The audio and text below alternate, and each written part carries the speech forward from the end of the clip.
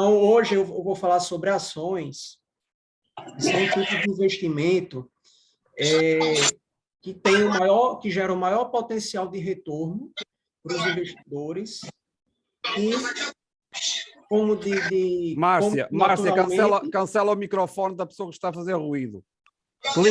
Clica em cima da imagem e desliga o microfone dela. Já fechou. Vocês não estão conseguindo me escutar bem? Tá. Ações são um tipo de investimento que gera o maior potencial de retorno para os investidores. Entretanto, ele também é o que embute o maior risco de perda, certo? E nós podemos ver um movimento, né, no Brasil, nos últimos 6 anos, de um aumento estrondoso de CPFs cadastrados na Bolsa, tá? E a maior parte desses CPFs cadastrados, eles começam a investir justamente em ações com a mão pesada, certo? Justamente por eles se vislumbrarem com o potencial de retorno das ações, né, que são muito propagadas pelas mídias sociais, pelos influenciadores digitais. Então, nós podemos ver esse movimento recente no Brasil, certo? E esses investidores entrantes, muitas vezes, eles entram com a mão pesada em ações, sem ter o perfil de risco adequado e sem ter em mente quais são as metas que eles querem atingir com os investimentos. E em movimentos de baixa, como a que nós tivemos no início da pandemia, eles terminam se frustrando, né, se desfazem, se desesperam com a perda de rentabilidade nas ações de uma forma brusca, né? Nós tivemos 3 circuit breakers no início da pandemia.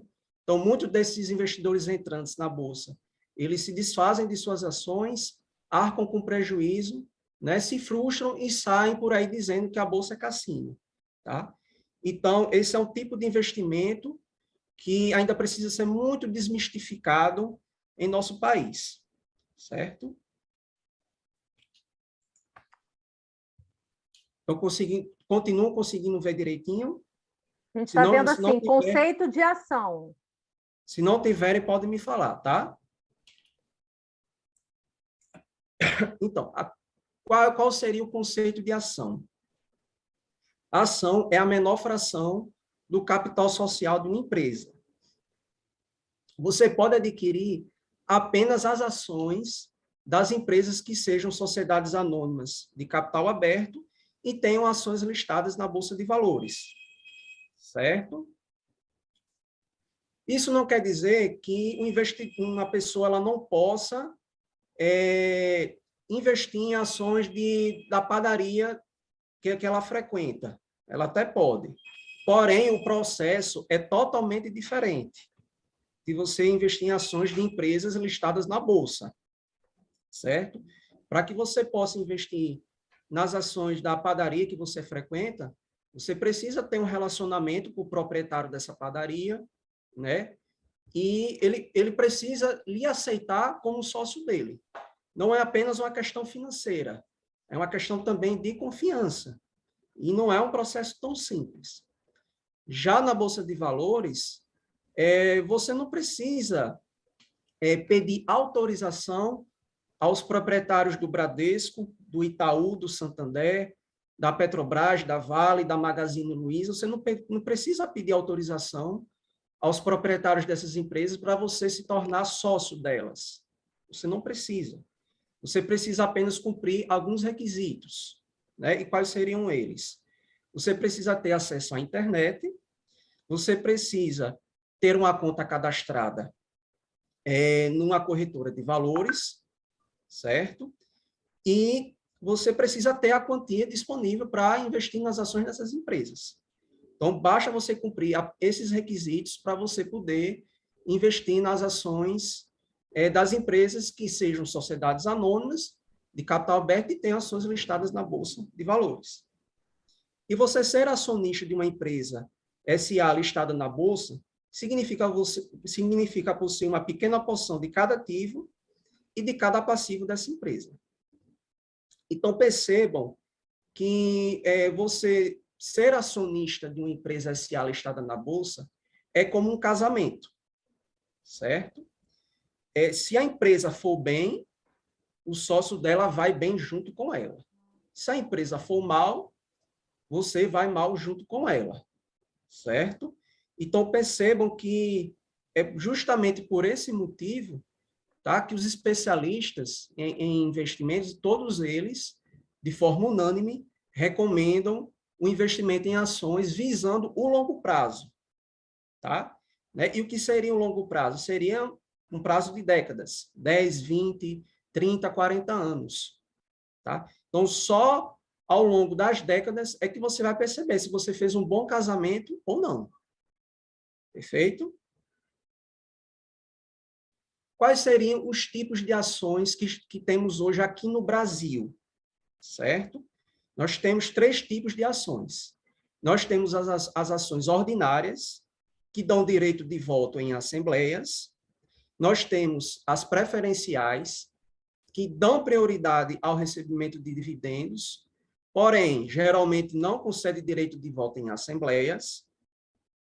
E nós temos as únicas, que na verdade não é uma ação, tá? Ela é um pacote de ação ordinária com ação preferencial.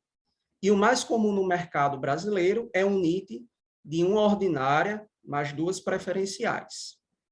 Ok? Quais seriam as estratégias de análise de ações? Certo? Seriam basicamente 2. Nós temos a top-down, que é uma análise de cima para baixo, e nós temos a bottom-up, que é de baixo para cima. O que seria essa top-down, que é de cima para... O que é que significa de cima para baixo? Tá? Significa dizer o seguinte, o investidor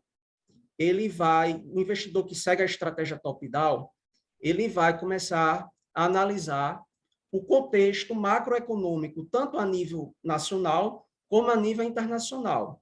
Ele vai avaliar, certo, toda a conjuntura político-econômica a nível nacional e internacional, certo, que possa impactar os negócios da empresa que ele está analisando. Após cumprir esse nível, ele vai descer a um nível abaixo, que é o nível de análise do setor de atuação da empresa, certo? Então, por exemplo, se for uma empresa do setor de energia elétrica, ele vai analisar o setor de atuação de energia elétrica, quais são os concorrentes dessa empresa, e assim sucessivamente. E, por último, ele vai analisar a empresa propriamente dita, né? Ele vai analisar todos os dados, todas as informações possíveis para analisar essa empresa. Eu gosto muito de dizer, né, que um investidor ele precisa fazer uma colonoscopia numa empresa, né, para que ele possa fazer uma análise mais aprofundada. Okay? E a bottom-up ela faz um movimento justamente ao contrário, ela é de baixo para cima. O investidor ele começa a analisar a empresa, certo? Propriamente dita, ele vai analisar todos os dados, todas as informações, e aí ele vai fazer o movimento ao contrário do top-down. Ele vai, depois de analisar a empresa, analisar o setor de atuação dela, para depois, por último, analisar toda a conjuntura macroeconômica nacional e internacional que possa impactar os negócios dela. Perfeito? Mas, independente da estratégia de análise a ser adotada pelo investidor, certo? Uma dica valiosa que eu quero passar aqui para vocês, que vocês guardem com carinho, certo? Vocês tomem nota. Independente da estratégia escolhida, procurem investir em empresas de setores blindados, que são aqueles setores que possuem uma demanda estável, como, por exemplo, o setor financeiro, o setor elétrico, o setor de alimentação e o setor de saúde, certo? São aqueles setores que têm uma demanda inelástica, têm uma demanda estável, né? Em momentos de crise econômica, eles não sofrem tanto quanto outros setores da economia. Então, uma dica valiosa que eu posso passar aqui para vocês, tanto para aqueles que pretendem começar a investir, como até mesmo aqueles que já têm um pouquinho de estrada, né, já estão investindo em ações já há algum tempo, eu recomendo que sigam essa dica valiosa, que comecem investindo, analisando empresas de setores resilientes, setores blindados, certo? E como analisar uma empresa? Primeiramente, é recomendável ter noções básicas de economia e contabilidade, certo? Não estou querendo dizer aqui que você deva ser um expert em economia e contabilidade, ter graduação, ser bacharel em economia e contabilidade. Você não precisa, certo? Você precisa apenas ter noções básicas de economia e contabilidade. Você precisa analisar o setor de atuação da empresa, certo? De forma aprofundada. Você tem que entender praticamente tudo em relação ao setor de atuação da empresa que você vai analisar, certo? E, por último, você precisa analisar os indicadores contábeis, as demonstrações financeiras, a governança corporativa e o peso dela no setor. E para que você possa fazer toda essa análise, né, de indicadores, das demonstrações financeiras, da governança, do peso dela no setor, você precisa ter noções básicas de economia e contabilidade. Feito? E quais seriam as ferramentas para analisar as empresas? Tá? A primeira que eu gostaria de destacar é a página de RI, que é a página de relações com investidores. Perfeito? E onde você encontra, né, essa página de RI? Toda empresa listada na Bolsa, ela tem a sua página na internet. E nessa página na internet, existe uma seção, uma aba, tá? que tem o seguinte título lá, RI ou Relações com Investidores. Você clica, tá, nessa seção, e lá, nessa seção de Relações com Investidores, você vai encontrar todas as informações, todos os dados necessários para você fazer uma análise aprofundada da empresa, certo? Você vai encontrar as demonstrações financeiras trimestrais e anuais, certo? Você vai encontrar toda a retrospectiva histórica, todo o histórico da empresa, quando ela foi fundada, por quem, qual é a estrutura acionária dela, qual é o nível de governança corporativa, quem compõe o conselho de administração, quem são os diretores dessa empresa, perfeito? Então, todas as informações que você precisa, você vai encontrar nessa página de RI. Mas, para que você possa fazer uma análise mais aprofundada, mais acurada ainda, certo? Você também pode complementar a sua análise com os sites de análise, como Status Invest, Fundamentos, Fundamentei e Baster. Existem outros sites de análise, mas esses 4 são os que eu gostaria de destacar aqui. O Fundamentei e o Baster, eles têm assinatura paga, eles não são gratuitos, certo? E justamente em virtude disso, eles vão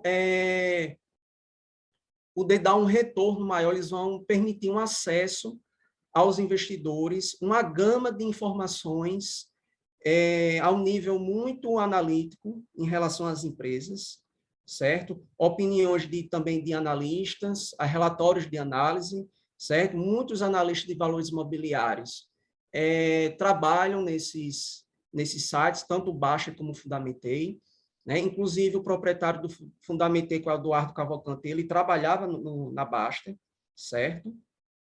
E você também tem à sua disposição o Status Invest e o Fundamentos, que são sites de análise gratuitos.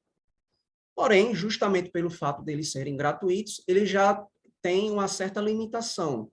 Eles fornecem dados aos investidores, mas são dados de indicadores contábeis, certo? Alguns dados que eles captam das demonstrações financeiras e compilam no site deles, tá? Então, eles são menos completos do que os sites pagos, que são o Fundamentei e o Basta. E eu vou mostrar aqui agora para vocês certo? Eu vou interromper esse compartilhamento aqui dos slides para compartilhar com vocês como vocês podem analisar os indicadores contábeis no site Status Invest. Tá? Então, peço apenas um segundinho para compartilhar aqui com vocês. Certo? Só...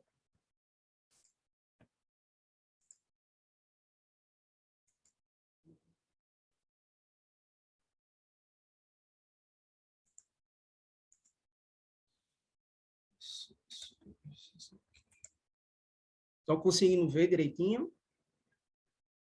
Estão conseguindo enxergar aqui o site do Status Invest? Sim. Qualquer coisa fala, tá? Se não estiverem conseguindo ver, pode me falar. Então, aqui é o site do Status Invest, certo? Então, nesse site, você pode... Quando o Status Invest foi criado, ele só permitia o acesso a classes de ativos nacionais. E, com o tempo, ele foi sendo aprimorado. E hoje o investidor ele tem à disposição aqui no Status Invest, tá? Dados de ativos internacionais, como vocês podem ver aqui, ações nacionais, FIIs, BDRs, fundos e tesouro. Então, hoje, o Status Invest, apesar dele ser gratuito, ele está bem completo.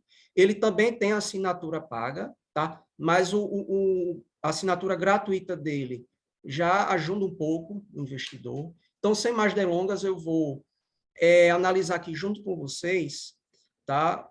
A ação da Taesa, que é uma transmissora de energia elétrica. Tá? Então, você vai aqui na lupinha, digita o código da Taesa, TAE11, certo? Ele vai aparecer aqui. E aí, não sei se vocês estão percebendo o seguinte... Porque eu digitei TAE11, que é uma UNIT. Não sei se vocês prestaram atenção no slide que eu falei dos 3 tipos de ações, né?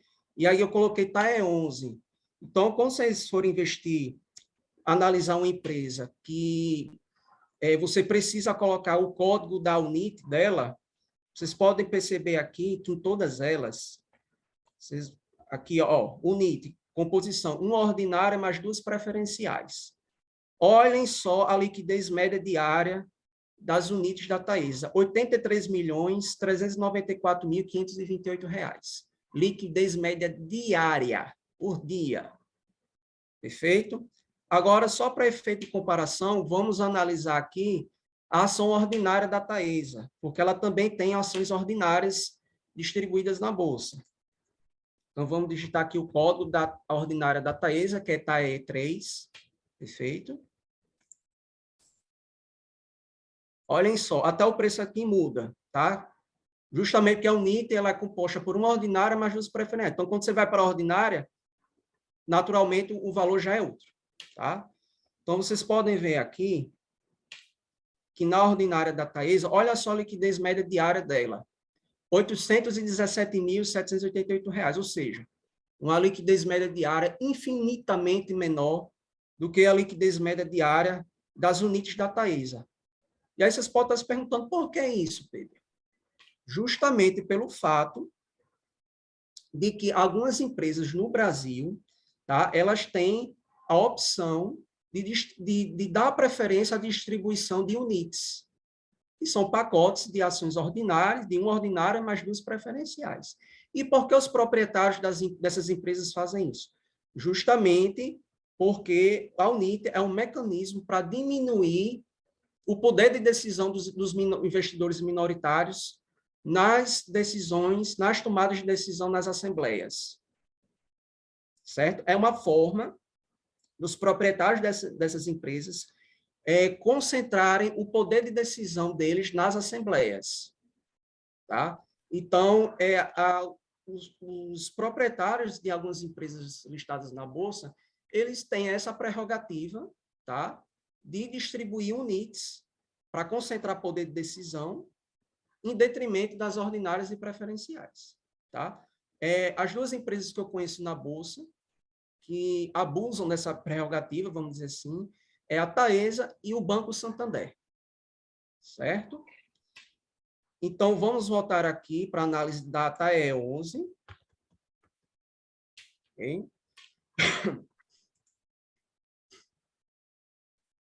E aqui uma coisa que eu gostaria aqui de explicar para vocês, tá?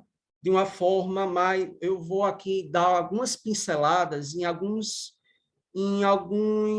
tipos de análise, alguns detalhes que são importantes para o investidor, tá? E que eu fui adquirindo e estudando ao longo desses 6 anos que eu já invisto em ações, tá?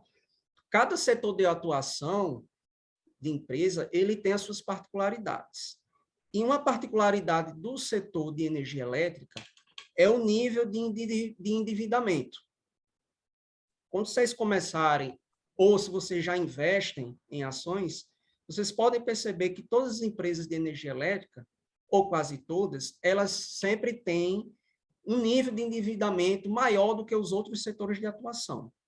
Tá? Então, vocês podem ver aqui nos indicadores de endividamento que o principal é o dívida líquida sobre o PL. Dívida líquida é a dívida bruta menos o caixa da empresa, dividido pelo seu patrimônio líquido. Você pode ver aqui no DataEsa 0,87. Tá? E só um detalhe, o Status Invest ele é tão autoexplicativo que, para quem ainda está começando a se familiarizando, se você não entende muito um indicador, você pode ir aqui, ó, na interrogação, ele lhe explica de uma forma bem resumida do que é que se trata cada indicador, tá? Então, voltando, as empresas do setor de energia, elas têm um nível de endividamento mais alto, justamente pelo fato delas serem empresas que têm uma previsibilidade de faturamento, de geração de caixa muito maior do que de outros setores de atuação. Vou dar aqui mais um exemplo do setor de energia elétrica, para vocês entenderem o que eu estou falando. A empresa ENGIE, que é uma empresa geradora de energia elétrica. Perfeito? A ENGIE é uma geradora é a maior geradora de energia elétrica independente privada, maior geradora de energia elétrica privada do Brasil. Ela é uma multinacional franco-belga, tá? Vocês podem ver aqui, ó. Olha só o nível da dívida líquida sobre PL dela. 1,85, ou seja, já está acima de 1. Tá? Lembrando que não é porque uma empresa de energia elétrica tem um nível de endividamento acima de 1, um pouco maior do que a de outros setores, que elas não sejam empresas boas para investir, muito pelo contrário. Elas são ótimas empresas para investir. Tá? Você não pode analisar uma empresa somente considerando um indicador. Você tem que analisar vários indicadores e levar em consideração vários fatores, várias informações, que você só vai encontrar analisando as demonstrações financeiras dessas empresas, para você poder tomar a decisão de compra de uma empresa. Perfeito? Eu estou apenas passando aqui um detalhe que eu considero importante. Ok? E vamos aqui analisar alguns indicadores contábeis, né? Como é que vocês podem analisar alguns indicadores? Vamos voltar aqui para a Taesa, vamos sair aqui da ENGIE e voltar para a Taesa, certo? Que foi a empresa que nós começamos a analisar. Os primeiros indicadores que vocês vão analisar são os indicadores de valuation, tá? Existem vários, como vocês podem ver aqui. E 2 indicadores que eu gostaria de destacar é o preço sobre lucro e o preço sobre valor patrimonial. Certo? Vocês podem ver aqui que o preço sobre o lucro, certo, da Taesa é 4,95. Certo? O que isso quer dizer? Para facilitar o entendimento, vamos supor o seguinte. Vamos supor que a Taesa ela tenha tido, certo, no ano de 2021, um lucro de R$1 bilhão, tá? E que ela tenha 1 bilhão de ações distribuídas na Bolsa, 1 bilhão de papéis distribuídos na Bolsa. Tá? Eu estou aqui dando um exemplo, de forma hipotética, não estou dizendo que são esses. Apenas para facilitar o entendimento, tá? Eu estou apenas supondo que ela tenha tido um lucro de R$1 bi em 2021 e que ela tenha R$1 bi de papéis e ações distribuídas na bolsa. Então, fazendo a divisão de 1 bi de lucro por 1 bi de papéis, dá um lucro de R$1 por ação, R$1 por papel. Ok? Então, partindo dessa premissa, o que é que quer dizer o preço sobre o lucro? Supondo que a Taesa ela mantenha esse nível de lucratividade, esse lucro por ação de R$1 de forma constante daqui para os anos seguintes, tá? E que o preço dela hoje, o preço sobre o lucro dela hoje esteja 4,95, isso quer dizer que o investidor ele teria que aguardar, vamos dizer, 4,95 anos, ou arredondando 5 anos, para ele ter o retorno do capital investido na Taesa. De grosso modo, é esse o conceito de preço sobre o lucro. Perfeito? Já o preço sobre o valor patrimonial, ele é muito parecido com o preço sobre o lucro, com a diferença que ele não leva em consideração o lucro, ele leva em consideração o valor patrimonial dividido pela ação. Perfeito? Então, é só trocar, nesse exemplo que eu dei, é só para você entender o que é o preço sobre IVP, sobre o valor patrimonial, é só você trocar o exemplo que eu dei do lucro dividido pela quantidade de ações, certo? Vamos dizer que ela tem um patrimônio líquido de 1 bi, e ela tem 1 bi de ações, dividindo, dá R$1 de valor patrimonial por ação, e aí ela teria aqui, isso significa dizer aqui, R$1,87, que os investidores, em média, eles estão precificando R$1,87 para cada cota de valor patrimonial da Taesa. Pedro, vamos ter que parar que vai cair. E a gente volta no mesmo link, tá? Ok. Menos de 1 minuto.